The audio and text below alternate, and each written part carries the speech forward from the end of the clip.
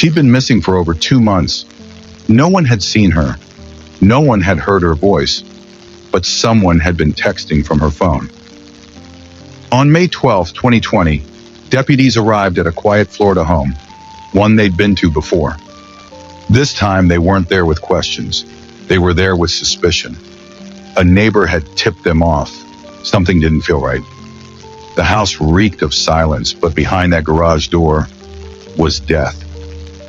What they found inside was horrifying.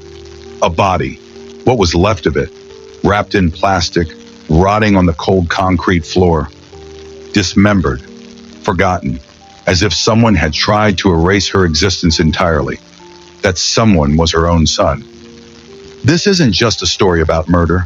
It's about a twisted mind unraveling in plain sight. A son fueled by rage, a mother with a turbulent past, and a household poisoned by secrets, jealousy, and something even darker. What drives a man to destroy the woman who gave him life? Welcome to True Crimes by Dominik. If you're drawn to the darkest corners of human behavior, make sure to like this video, subscribe, and tap the bell so you never miss a case that will chill you to your core. And tell me in the comments, what do you think? Was this cold-blooded murder? Or the final chapter in years of buried trauma finally erupting? This is the story of Paula Kirk, and it begins with a lie sent over text and ends with the unthinkable. Let's go back to the beginning. Friends and family had been trying to reach Paula Kirk for over a month. Nothing. No text back, no return calls, just silence. And the longer that silence dragged on, the heavier it weighed on everyone who loved her. Now, Paula had a son, Cameron Kirk, 41 years old. Oddly enough, same name as me, but let me be very clear. I'm nothing like this Cameron. When investigators finally made it to the house, Cameron was there. Calm, cool, like nothing was wrong. When asked about his mother, he told detectives he hadn't seen her since March 30th. Claimed she had taken off with some new boyfriend named Bill and was probably somewhere down in West Palm Beach living it up. He even said he'd reported her missing a while back. But there was something off. The way he spoke about her, it lacked any real concern. Like she was just another person who ghosted him. Still, police didn't have much to hold him on at that point. That changed on May 12th. Around 10 p.m., they were granted a search warrant and officially began going through the house. And almost as soon as they started, Cameron vanished. Just disappeared into thin air. No warning, no explanation. And if you've been following true crime cases long enough, you know that when someone close to the victim suddenly goes MIA, that's never a good sign. As they entered the property, officers were immediately hit by a smell, one that no one ever forgets, the unmistakable stench of decay. That's when they noticed strange discoloration on the driveway, patches that looked like something had been poured out and scrubbed away. Bleach, and not just outside, the smell of bleach lingered throughout the house. There were faint traces of it everywhere, as if someone had tried to erase something awful. The front door had damage along the bottom half, splintered wood and marks consistent with being kicked in or battered. It looked like there had been a violent altercation, something that left deep stains not only on the walls, but also the furniture in the living room. Dark stains, red stains. Officers ran chemical tests suspecting blood, and the test came back positive. But that was only the beginning. Using an alternate light source, a tool that reveals what the naked eye can't see, they discovered faint outlines of blood spatter. It had been cleaned, or at least someone tried to clean it. But the house was telling a story. A brutal one. In Cameron's bedroom, investigators found a backpack. Inside was a photograph, possibly of him and Paula, and a large box of American Eagle brand ammunition. Just sitting there. And in the closet, an empty chainsaw box, brand new. Still had that factory clean look, like it had just been opened. There were multiple plastic storage bins stacked nearby, and behind his bedroom door, 2 long guns, just propped up, not locked away, not secured, just waiting. In what seemed to be a home office, the floor was stained, possibly from dogs. Another piece in this chaotic, deeply unsettling puzzle. Paula's room was a mess. A tray overflowing with cigarette butts sat next to clothes and items strewn everywhere. In the kitchen, there was kitty litter on the floor, but no sign of a cat. Not even a litter box, just that powdery mess left behind, like the remnants of a life that had been abruptly interrupted. But nothing could prepare officers for what they found in the garage. What they walked into was like something ripped straight out of a horror show. If you've ever seen Dexter, you'll know the vibe. But this was all too real.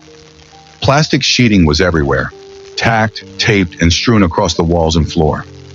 They found a staple gun, some easy sand compound, and a Home Depot receipt that would soon connect it all together.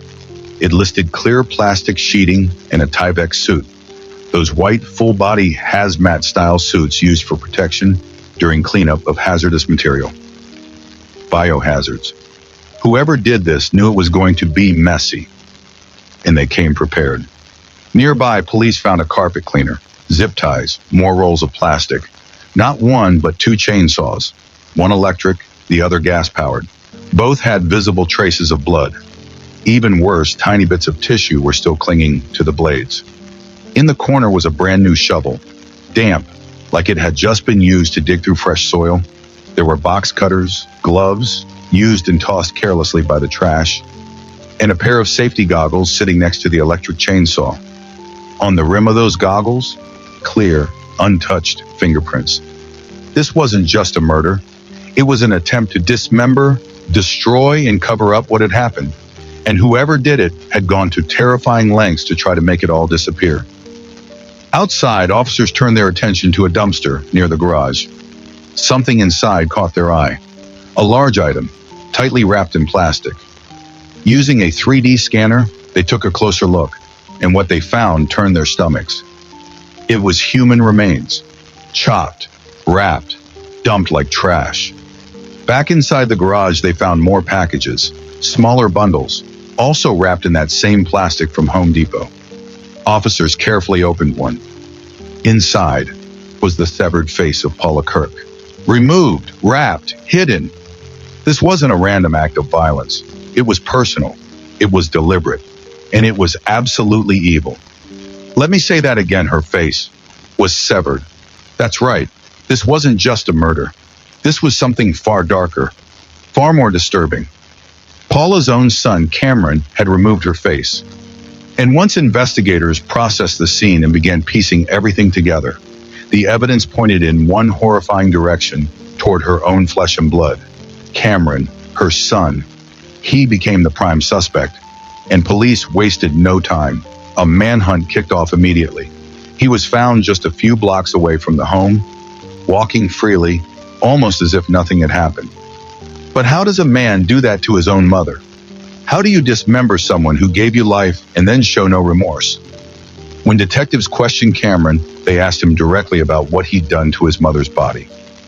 His response? Cold, detached. Just her legs, he said, and he didn't flinch. I mean, it's not as easy as it looks, is it? He added, almost like he was annoyed by the effort it took. But this story wasn't just a single act of violence. There were red flags, subtle warning signs that something was unraveling long before the murder even came to light. Back on April 15th, Paula's ex-husband, Guy Kirk, called the sheriff's office. He hadn't heard from Paula in weeks and was growing concerned. He told them he thought Paula had run off to Palm Beach with a man named Bill, her new boyfriend. That was the last anyone had supposedly seen or heard from her.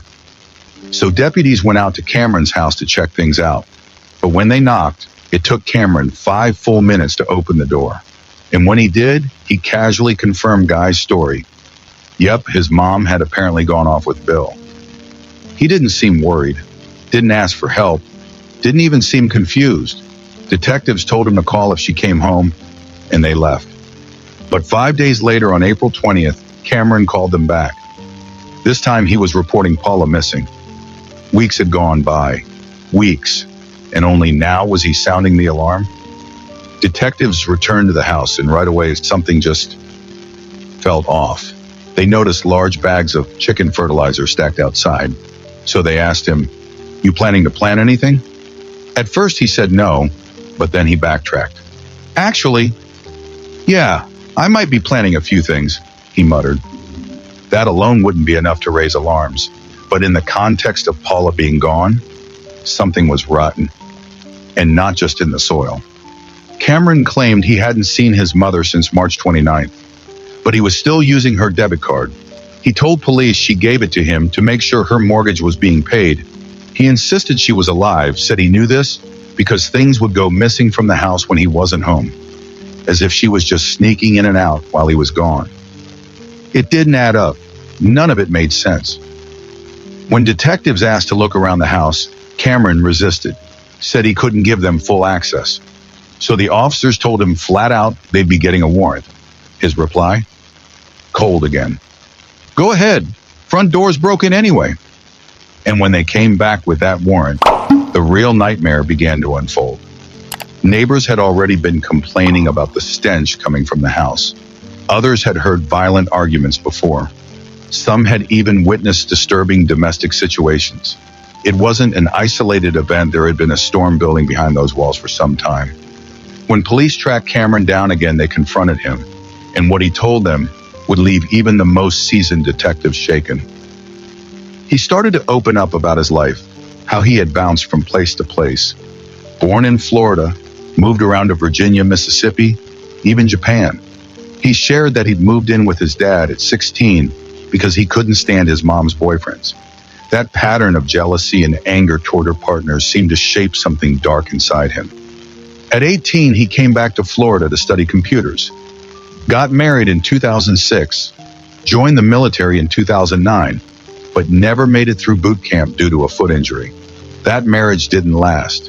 He and his wife split and hadn't spoken since 2010. By 2011, Cameron had moved back in with his mother. He was in his 20s, living back home, and using heroin off and on. According to him, living with Paula was stressful, like he never truly left the chaos behind. Then detectives asked him straight out, "Is your mother dead?" And in a voice that chilled them, he answered, "Yes, she's dead. I shot her." The room fell silent. "Why?" they asked. His answer? Unthinkable. "Because she wouldn't have sex with me." Let that sink in. Her own son said he murdered her because she wouldn't sleep with him. It's the kind of answer that doesn't even compute at first because it's not just evil. It's deranged. He said he used a shotgun, one that officers later found behind his bedroom door. Paula had been killed sometime between March 4th and 5th. That means she had been lying dead inside that home for over 2 months before he was arrested. That explained the horrific odor neighbors reported and the way Cameron had tried to mask it. According to the police report, Paula had been drinking heavily that night. She and Cameron got into a screaming match right near her bedroom door. Things escalated. Cameron began to beat her, viciously, repeatedly. Blood splattered across the bedroom hallway walls, the same place officers had noticed stains when they first entered the house. When asked about the beating, Cameron admitted he punched her in the face. "Where was she bleeding from?" the detective asked. "Her face," he said. "I don't know where exactly." After the brutal assault, Paula stumbled into the living room. She fell between 2 chairs. And that is where he shot her. No remorse, no hesitation, just a sickening end to an already horrifying spiral. And this is only part of the nightmare. He told detectives flatly and without much emotion, "She just laid into me, and I couldn't take it." Then he said it. "I pushed her down, and I punched her. A couple times." He didn't try to sugarcoat it. He admitted it outright, though you could hear a strange mix of guilt and resignation in his voice. "I don't feel good about doing that. I mean, how would you?" Cameron had a long, troubling past, and this wasn't his first brush with violence. In fact, he told police that he had struck his mother once before. His criminal history stretched well beyond that: domestic strangulation, disorderly intoxication, carrying a concealed weapon, tampering with evidence, possession of narcotics, criminal mischief. The kind of record that reads like a slow descent into chaos. As one officer put it, "Sky's got a record longer than my hairline." And then Cameron described what happened next. According to him, Paula was on the floor, crying, yelling, and he just snapped. He said it so matter-of-factly, like he was describing making a sandwich. He said, "So I just grabbed the shotgun and shot her." The shot was fired in the living room. Blood was later found spattered near the side table, evidence confirming her final moments happened there. But here's the thing, the living room was several feet away from Paula's bedroom, meaning either she was running for her life and collapsed near the couch, or Cameron dragged her there after the fact. But the story gets even more disturbing. When detectives circled back to earlier statements, Cameron had made strange, unsettling ones about sexual thoughts involving his mother. They asked him directly, "Why would you feel that way about your mom?" Cameron's answer was bizarre and unsettling. "I was jealous." Now, what he meant by that is up for interpretation, but it seems like he craved her affection and mother's attention, and instead, she gave it to her boyfriends. It's hard to understand, and frankly, we don't want to, but that twisted jealousy seemed to have festered into something truly monstrous. Then came his confession about what happened in the garage, and this is where things get even darker. He said he waited nearly 2 weeks after Paula's death before he began dismembering her body. His reason? He didn't want to do it once decomposition had set in too far. He claimed it was just too disgusting by then. He started with her legs. Cameron used not one but 2 chainsaws at first. An electric one failed, so he went out and bought a brand new gas-powered one from Home Depot. Let that sink in. He planned for this. He was calculating, careful, methodical. This wasn't some spontaneous moment of madness. This was intentional. To try and cover the smell and fluids, he used kitty litter, but the plastic bags he had wrapped Paula in were already leaking. The garage, once a normal suburban workspace, had turned into a gruesome slaughterhouse. Detectives found plastic stapled to the walls like some kind of grotesque preparation. Staples still stuck in the drywall, scraps of plastic dangling off them. It was clear. Cameron took his time. He didn't rush. He was deliberate. And the most haunting part? He said he planned to burn her remains in the fire pit in the backyard, telling police, almost casually, she always wanted to be cremated. By the time he was arrested over 2 months after the murder, Paula's body was still in the garage, not fully dismembered, not disposed of, just there. When detectives asked what punishment he believed he deserved, Cameron didn't hesitate. The death penalty. He admitted he'd become desensitized to the rotting smell. He said he'd thought about killing others, but hadn't acted on it yet. But the fact he admitted having those thoughts, that was chilling on its own. In the meantime, he tried to cover his tracks by impersonating Paula through text messages. He sent messages from her phone, trying to throw off family and friends. Texts like, "I want you out of my life. Get out of my house." And an email to his sister Sarah, "Leave me alone." But Sarah knew better. She knew that wasn't her mom. That wasn't how Paula spoke, not how she treated the people she loved. Cameron also sent a fake message to one of Paula's friends, Linda, saying, "I'm fine. Leave me alone. I'm on vacation." But Paula wasn't on vacation. She was wrapped in plastic in the garage. And the more Cameron tried to fake her presence, the more obvious her absence became. He even went so far as to show fake texts from Paula to his drug dealer, Megan. One read, "I wish you had been killed." Megan, who had known both Cameron and Paula, didn't suspect a thing. She had even shown up to the house the day police arrived, there to sell Cameron prescription pills, like she had many times before. She did recall him acting strangely. Once she saw him scrubbing a wall, claiming it was just a dog mess. She smelled something foul inside the home, something that didn't feel right. At one point, Cameron even asked her, "Do you smell that?" She found his behavior creepy. She told officers he would sometimes form a gun shape with his hand and pretend to shoot people at parties. His friends hated it. They told him to stop, but he never did. She had no idea what he had done to his mother. Neighbors were also interviewed. Kenneth and Samantha lived just next door. They described Paula and her ex-boyfriend Robert as heavy drinkers who often fought loudly. But interestingly, they didn't report seeing Paula and Cameron fight often, though 4 of the 28 domestic disturbance calls made to the house involved Cameron directly. Kenneth recalled a day Cameron asked him, "Have you seen my mom?" He claimed she had vanished, maybe gone to Palm Beach. Meanwhile, he was spotted driving her car around like nothing had happened. And then there was the smell, that awful, sour, inescapable stench that neighbors described as something dead. Samantha, the other neighbor, told police she'd feel uneasy around Cameron. She remembered how, when she hosted fitness classes in her front yard, Cameron would just stand behind a car, watching. She said it gave her chills.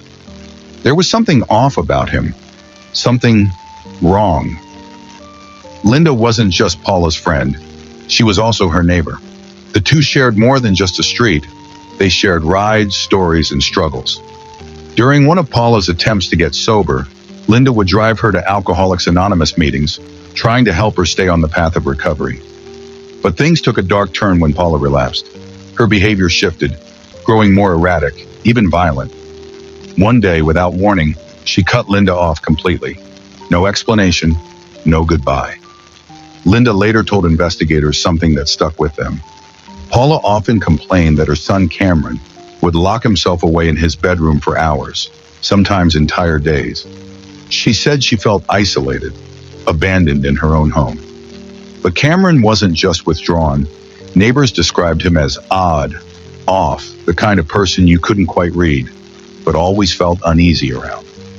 Meanwhile, Paula had developed a notorious reputation in the neighborhood. She'd sit outside every single day with her garage door wide open, chain smoking and drinking. Daylight hours were spent with a cigarette in one hand and a bottle in the other. But when the sun went down, that's when the shouting would start. Loud, vicious arguments with whichever boyfriend was around at the time. The neighbors couldn't stand it. But truthfully, neither could Cameron. One neighbor recalled something deeply disturbing. He said that Paula's boyfriend, Robert, once showed up at his house holding a shotgun. He asked the neighbor to hide it. He was terrified. He claimed Cameron had threatened to shoot him. That same shotgun, it turns out, would later be used to end Paula's life.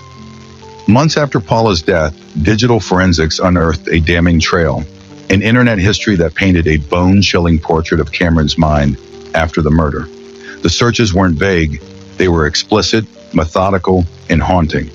How to clean up blood. How to use a carpet cleaner.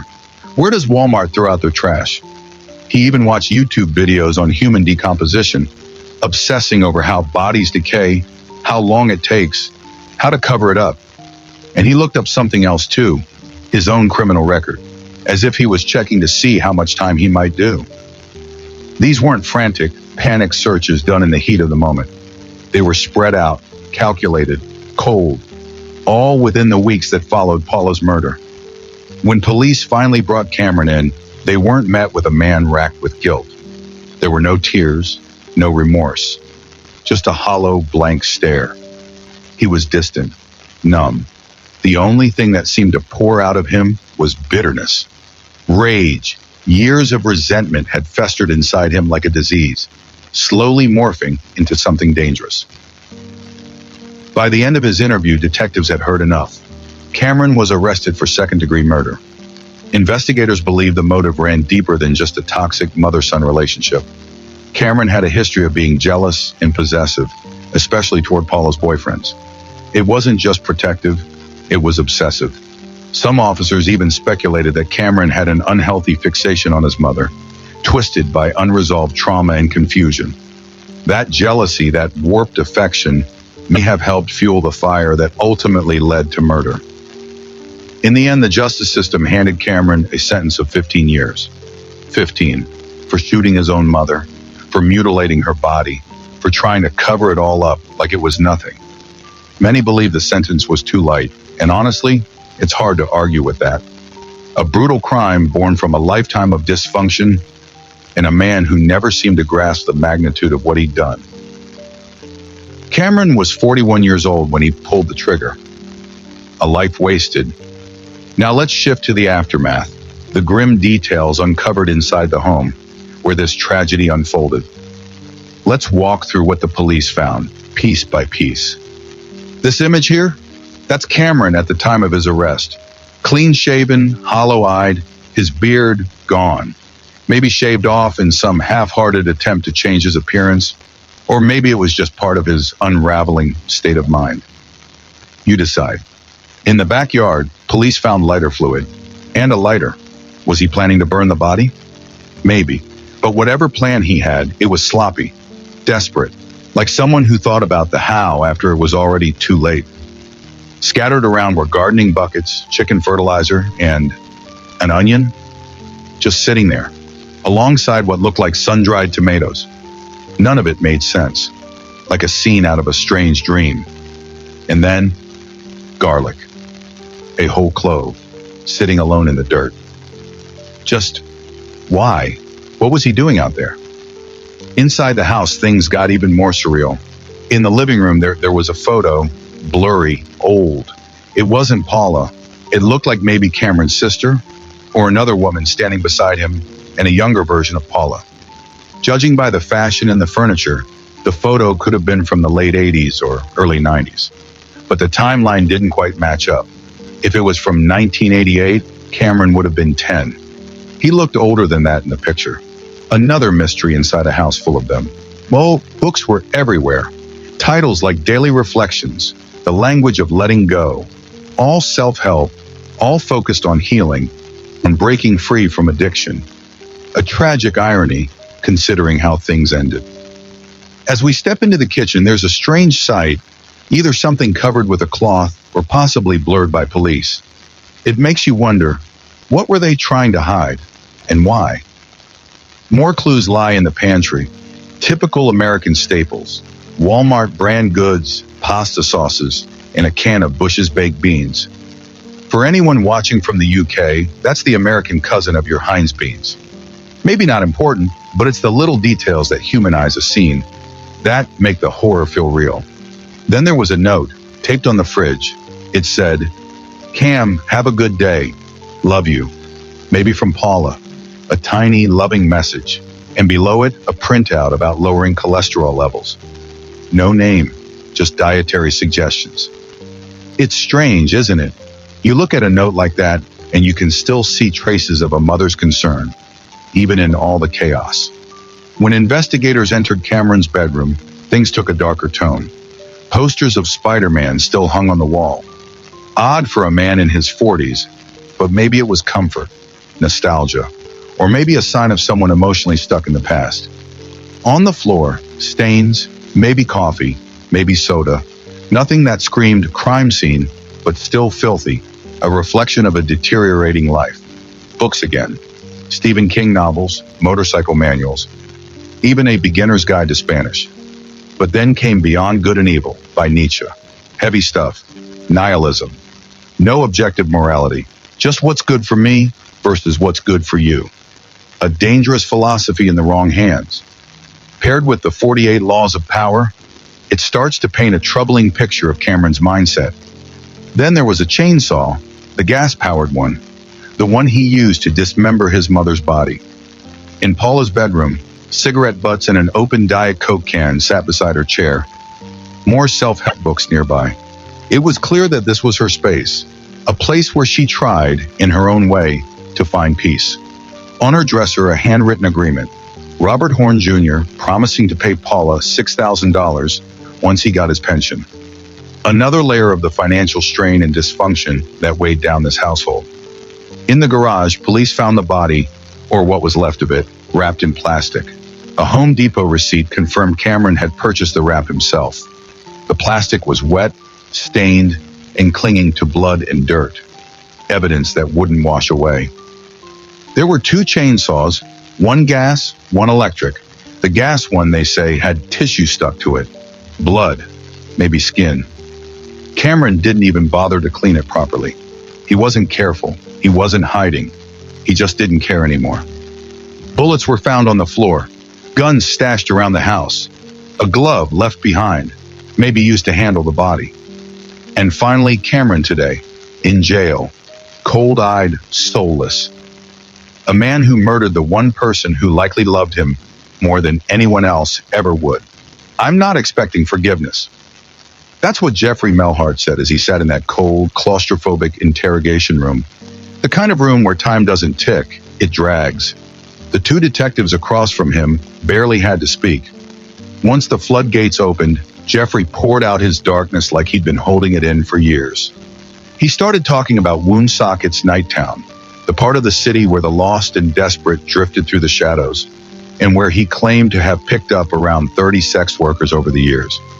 Most of these encounters happened at his apartment, a quiet, hidden place where no one could hear the screams, where privacy was promised and violence was easy to carry out. When asked how many of those women he attacked, he couldn't give an exact number, but casually, disturbingly casually, he estimated that maybe 10 or 12 had managed to get away. The detectives watched as his energy picked up. Not nervousness, but excitement. He stood up and began demonstrating how he choked his victims. Holding his left arm out, as if wrapping it around a woman's neck, he grasped his wrist with his right hand. "I lean back," he explained, almost like a teacher in a classroom. "That's what puts more pressure on their throat. No shame, no remorse, just demonstration." With barely a nudge, he began rattling off the assaults like someone recounting bar stories. There were 2 women who passed out, completely just crumpled to the floor. He said they came to after a few minutes, didn't say a word, just ran.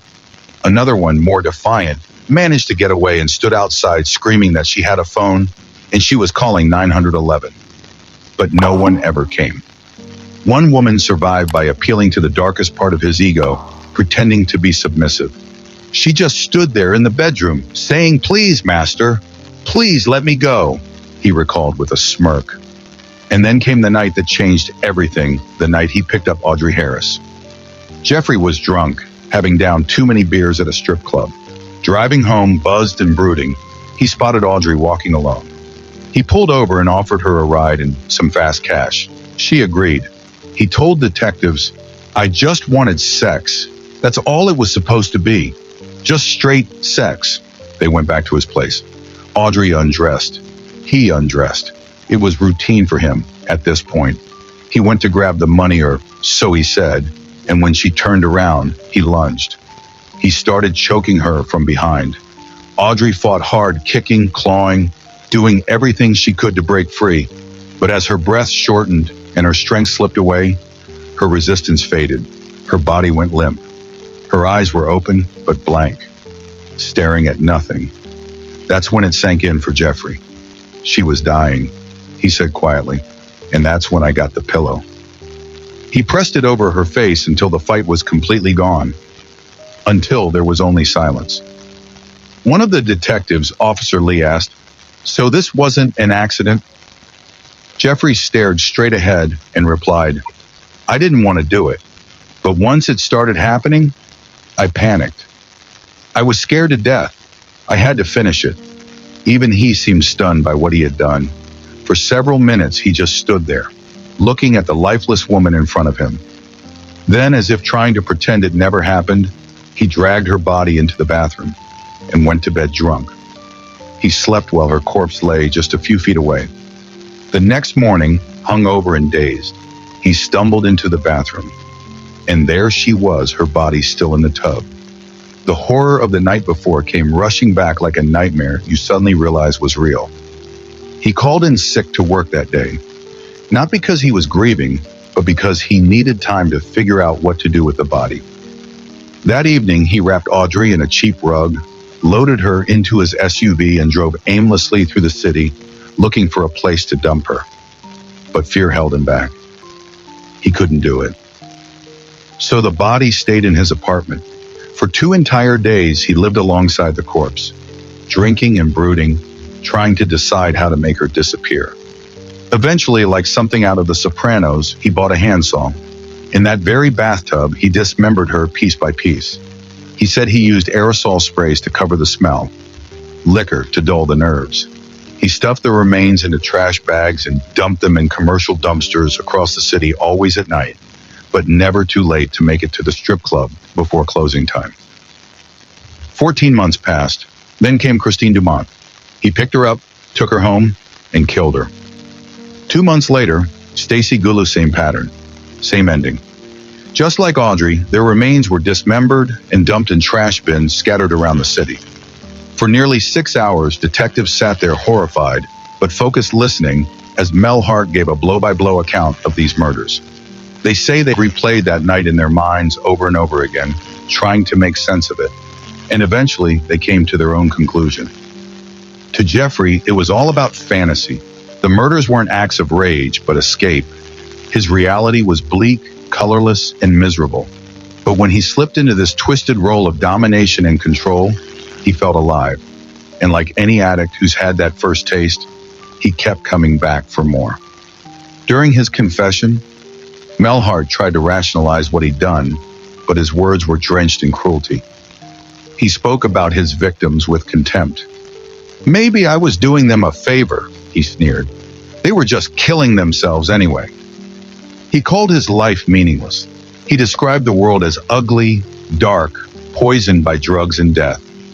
"I know I'm not doing anything special with my life," he said. "I'd love to be rich, do big things, but I just don't have the motivation." When asked if he thought he'd kill again, he didn't even hesitate. "Yeah," he said, "I probably would." Even before Mel Hart told them everything, police had already begun searching his apartment on Cato Street. On the surface, it looked like any average bachelor pad: 3 rooms, mismatched furniture, electronics scattered around like distractions. But that illusion didn't last. Investigators sprayed the bathroom with luminol. Under the glow of the black light, the truth came to life. Splashes and streaks of blood on the tub, the floor, the walls, all of it lighting up in a haunting blue. It was the hidden carnage of a man who lived in fantasy, and killed in it too. The light flicked off in the bathroom, and in that sudden darkness, something horrifying came to life. The investigators stood in stunned silence as their black light revealed what the naked eye never could. A glowing web, etched in the grout lines between the tiles, flared up like a neon confession. Blood, tiny splatters and streaks, clinging deep in the porous material. No matter how hard someone had tried to clean it, the truth was still there, hidden in plain sight. From that moment, the bathroom became the center of the storm. The officers didn't hold back. They tore the place apart, ripping out the bathtub, the toilet, the floorboards, even the pipes beneath. Chunks of the tiled wall were pried loose one by one. Every inch was examined. It wasn't just about finding clues anymore. They were trying to understand what had really happened in that room. Meanwhile, detectives turned to the outside world. They dug into surveillance footage from around the neighborhood, and it didn't take long before something suspicious caught their eye. There he was, Mel Hart, on camera at a nearby hardware store, calm, calculated, buying a very specific tool, just one day after the final victim vanished. It was the kind of tool you'd only need if you were planning to do something awful, something permanent. But Mel Hart had already let slip a key detail during a conversation with investigators Lee and Noak. He'd mentioned almost offhandedly that he flushed a latex glove and small body pieces down his toilet. It was a throwaway line, meant to sound casual, but for detectives, it was a flashing red light. So the investigation moved beyond the apartment, down into the sewer system. Using a remote-controlled camera attached to a long cable, the team snaked their way through the narrow pipeline outside his building. The camera feed was grainy and the passage was tight, but what they found deep in those pipes was grotesque in its own right. A writhing mass of tiny worms. Not just any worms. These were feeding on something rich in protein. Lab analysis later confirmed what no one wanted to hear. The source was human, or at least it had once been. The worms had been attracted to traces of high-protein, biological material flushed into the system, and when they looked into Mel Hart's diet, things got even darker. He'd been guzzling protein shakes, working out obsessively, trying to bulk up. It was a chilling connection. The very thing that sustained his body was also feeding what remained of his victims. The city's public works team even went as far as digging up sections of the sewer line, pulling up long stretches of pipe. But despite all the digging, it led to a dead end, literally. Still, the effort was anything but wasted. By the time the dust settled, investigators had collected over 170 separate pieces of evidence, each one a shard of the horror, each one telling a part of the story. But here's the thing, not a single piece of that evidence ever made it to trial. Because Curtis Mel Hart pled guilty. In a quiet courtroom in Providence, Rhode Island, he stood before a judge and didn't fight. There were no legal tricks, no dramatic courtroom battle, just a broken man holding back tears, admitting to what he'd done. 3 counts of murder, 2 counts of assault. The courtroom was tense as he delivered a simple, haunting statement. Nothing I can do can take away the pain. I hope God can give the families, both the victims and my own, some peace. There were no pleas for mercy, no excuses. He accepted his fate. The judge handed down a sentence. 2 life terms plus an additional 10 years. No chance of early release anytime soon. Male Hot now lives out his days inside Rhode Island's maximum security prison. And while he technically becomes eligible for parole in the year 2047 by then, he'll be 77 years old. It's a hollow glimmer of hope for him, but for the families he destroyed, and for those who remember the victims every single day, there's no true release, no justice that feels equal to what was taken. This story isn't just about a killer. It's about the invisible stains we leave behind, the things we try to bury, wash away, or flush out of existence, only to have them come back in the darkest ways. And just like that, the trail of blood led beneath the surface, literally. What started as a flicker in a bathroom light became the unraveling of a hidden horror. Every tile lifted, every pipe unearthed, told a story Male Hot tried to bury. But the truth has a way of seeping through the cracks. The worms in the drain, the surveillance tape, the protein shakes, all seemingly insignificant pieces, until they formed a grotesque puzzle only the dead could complete. In the end, justice didn't come with a trial. It came in the form of a guilty plea and the weight of 3 lives lost. But what really stays with you isn't the evidence. It's the silence that followed. The silence in the courtroom when he said he hoped for peace. The silence of the families left behind, trying to make sense of the senseless. And maybe the most haunting silence of all, the one that still lingers in that bathroom long after the lights go out. What do you think finally broke him? Was it guilt, or the fear of what else investigators might have found had they kept digging? Leave your thoughts in the comments. I read everyone. If this story left you with chills or questions, hit like, share it with someone who'd be just as stunned, and subscribe to True Crimes by Dominik. I drop new cases every 2 days, each more unsettling than the last. Don't forget to turn on notifications that way. When the next story drops, you won't miss a single detail. Until then, stay curious, stay cautious, and remember, sometimes the darkest secrets don't stay buried.